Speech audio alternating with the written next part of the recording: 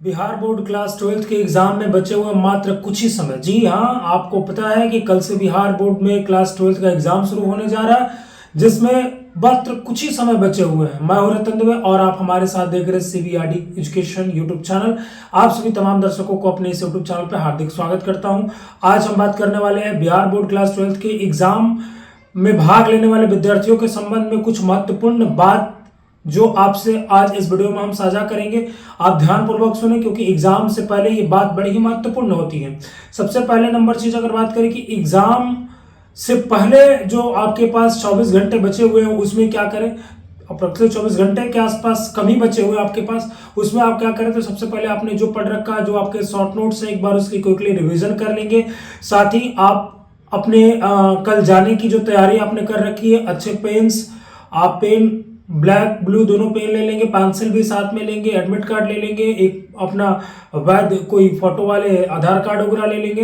ये सब चीजें अपने पास रख लेंगे। दूसरी नंबर चीज कि आप एग्जाम सेंटर पे प्रयास ये बाबू लोग करेंगे कि 40 से 45 मिनट पहले पहुंच जाए, क्योंकि स्पष्ट जो है बिहार बोर्ड के द्वारा ये बात बताई गई है कि किसी भी तौर पर अगर आप लेट पहुंचते हैं तो इसमें आपको ही नहीं बल्कि जो टीचर आपको एग्जाम में भाग लेने देगा उस पर भी कार्रवाई की जा सकती है, क्योंकि स्पष्ट बिहार बोर्ड ने इस बार सूचना देके इस बात को बताई है। साथ में आप एग्जाम हॉल में बैठेंगे तो सबसे पहले तो अपने आप को रिलैक्स कर लेना है अच्छे तरह से, क्योंकि आप अगर प्रेशर के साथ एग्जाम हॉल में जाओगे तो फिर जो चीज़ें आपको आ रही है वो भी आप भूल जाओगे। इसलिए अपने आप को एकदम रिलैक्स करके एग्जाम हॉल में जाना है। मानो इस प्रकार से कि जो आपने पढ़ा है वही चीजें एग्जाम हॉल में आएंगी। इस बात को आप याद रखिएगा। एग्जाम हॉल में जाने के बाद सबसे पहले नंबर चीज ये कि आप किसी प्रकार के चीट वगैरह लेकर नहीं जाएंगे, क्योंकि इससे आपको परेशानी होगी और आपके परेशानी के साथ साथ आपके आसपास की भी बच्चों को परेशानी होगी। तो इन सब चीजों से दूर रहना है, क्योंकि आप एक अच्छे विद्यार्थी हो और एक अच्छे विद्यार्थी के लक्षण ये नहीं होते कि किसी को परेशान करे।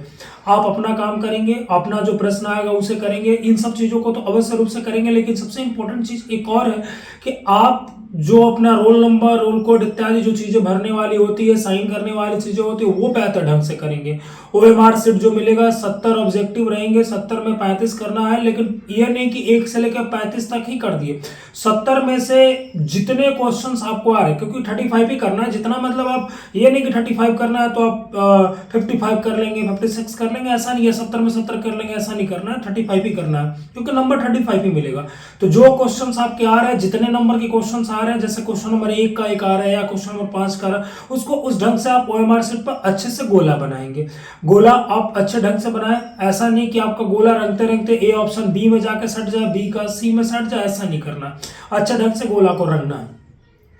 साथ में जो आप दीर्घोत्तरीय और लघुत्तरीय प्रश्नों को आप जो लिखेंगे उन्हें भी आप सजा के विस्तार पूर्वक से, ये आप एक बात मेरी याद रखना है आपको कि जो आप पहले शुरुआत करेंगे उन प्रश्नों को लिखना शुरू करेंगे जो आपको बहुत बेहतर ढंग से आ रहे हैं, यानी कि जिन प्रश्नों को आप बहुत अच्छे से लिख सकते हो उन्हें स्टार्ट में लिखेंगे। कोई भी प्रश्न छोड़ना नहीं है।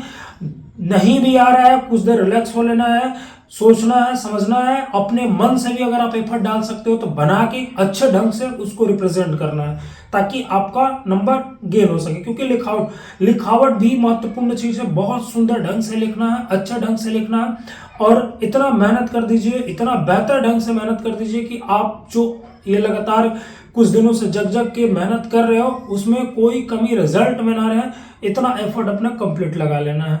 तो एक बार फिर से मैं बता देता हूं कि बिहार बोर्ड क्लास 12th में भाग लेने वाले सभी छात्रों को मेरी तरफ से हार्दिक शुभकामनाएं हैं। साथ में आप सभी अपनी तैयारी को अच्छे ढंग से करेंगे। खाना जो खाएंगे वो बेहतर खाना खा के जाएंगे, ऐसा खाना नहीं खाएंगे जिससे आपको एग्जाम हॉल में तकलीफ हो, एसिडिटी बने, ऐसे खाने का प्रयोग नहीं करेंगे। हल्का खाना करेंगे, दिमाग को रिलैक्स रखेंगे, एग्जाम हॉल में अच्छे से बैठेंगे, किसी को डिस्टर्ब नहीं करेंगे।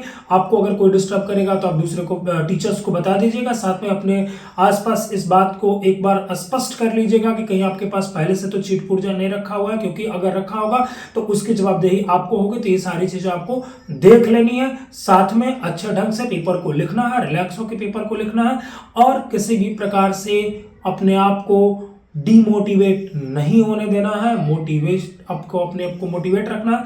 ये हमारी कुछ बातें आपके लिए बड़ी ही महत्वपूर्ण है।